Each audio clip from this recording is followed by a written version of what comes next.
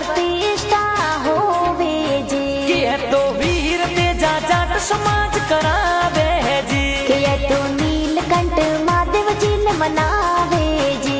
के तो नीलकंठ महादेव मंदिर प्राण प्रतिष्ठा करावे जी। के तो तिरुपति नगरी में प्राण प्रतिष्ठा होवे जी। के जोरे तेजा जी महाराज री मेहरे प्राण प्रतिष्ठा होवे जी। के तो तिरुपति बालाजी री पावन धरा पर जी। के तो प्राण प्रतिष्ठा होवे देखो प्यारी घनी जी। के तो गुरुवार 5 फरवरी ने होवे प्यारी जी। के महामोत्सव 7 फरवरी ने जी। क्यों तो जय श्री वीर तेजा जी जाट समाज तिरुपति प्यारो करावे जी। के तो नीलकंठ महादेव और आदि देवों री मूर्ति लगावे